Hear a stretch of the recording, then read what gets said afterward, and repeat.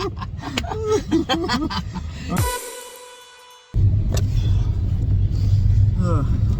how are you doing? Well, I'm fine today. Yeah. Yeah, I'm good. Actually, this is you are my first passenger today. First passenger, yeah? Yeah. I feel blessed. Yeah, because I'm taking rest because I'm so tired. Last night. Yeah. Yeah. Long shift. Yeah, because no, I was visit my brother-in-law in a hospital. Yeah. Oh wow. So that's why I feel tired. Yeah. So you stay up the whole night? Yeah.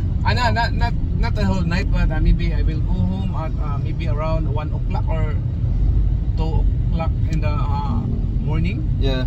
So it's tired, and then wake up early to give them food Yeah. for Oh their wow. breakfast. So you're going back and forth, back and Yeah. forth. Yeah, that's So tough. I'm busy though. That's tough. Yeah.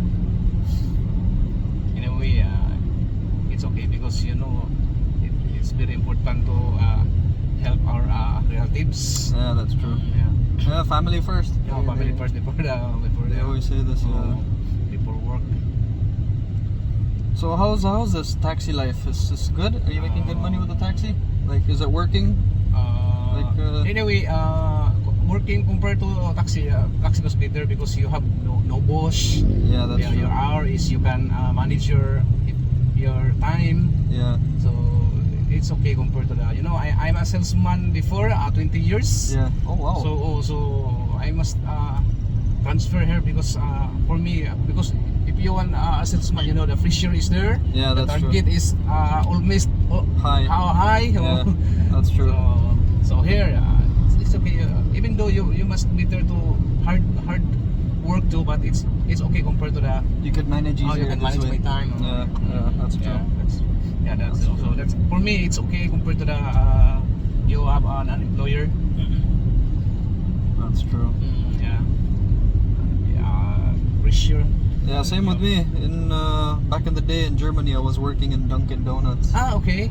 So always very busy. They're always expecting you to work harder, more profit, more quota. Yeah. So of course we're always pushing. Always push. And then it destroys you. It makes you tired. Breaks you. Yeah. We're tired. So- Always tired. Yeah. That's what makes. Because the company is not contented to what we're doing. Yeah, exactly. Yeah. That's true. It's They unbelievable. always push us. They always want more money. More money. That's the problem. They're not contented. That's not good. Yeah. Because we're also only just people, We also have a life. We also have family. Yeah.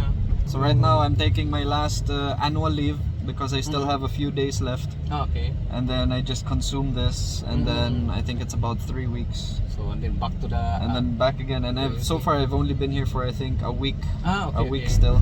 So that's good actually. At least you can relax for how many days? Yeah. No stress. No stress. And enjoy. Yeah. So when you fly back to the UK, so another pressure. Yep. That's life. It's life. That's life. Anyway, it's okay. Yeah, that's part of part of our life because if we did not have no job, no money, no income. Yeah, makes it more complicated. Yeah. Makes life more complicated. So it's better that we are going busy, but we have even though we are busy, but at the end of the day we have an income. Exactly, something came in. Exactly. Yeah. We could feed our family. Yeah. Everyone's happy. Everyone gets to eat. And then most important, spending time with them. That's the most important. Yeah, that's true. Wait, my wife. Ano ni? Natawag ka? Audi, okay naman. Amo karon? Papadong pa ko sa kuan. Padong ko sa syudad na akong tabunok na ako isakay.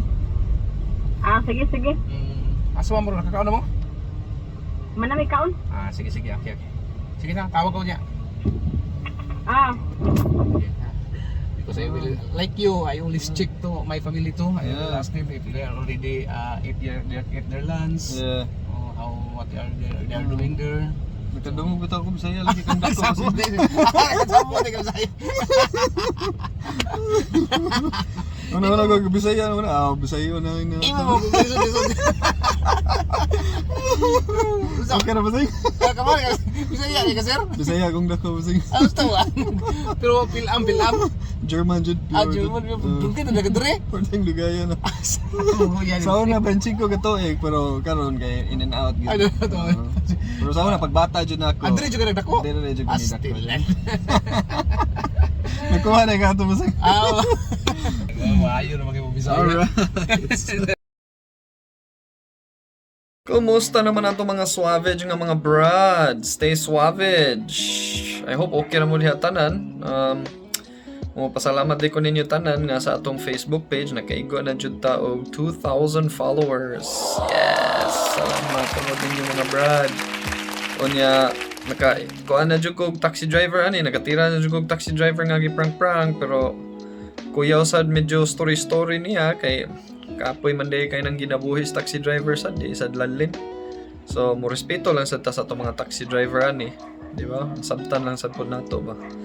Sige mga brad, I hope okay ra mo diha if unsa man ganli binlitag comment unya ato na suwayon nga maigo sad na nato ang inyong mga request. Mo shout out sa day ko puhon balik sunod na ako mga video ako i-post. So tanaw-tanawa lang ninyo. Palihog sa ko ninyo brad, tanawa lang niya itong mga videos from start to finish para makuha jud ninyo ang tanan mga mahitabo sa may tunga-tunga sad. Kaya usahay na aming mga lingaw-lingaw nga mga edits nga amo po dibutang niya ma-skip niya ninyo sayang. Sige mga brad, mo pasalamat niya ko ninyo again mga brad. Unya stay SUAVAGE. See you sa among next video.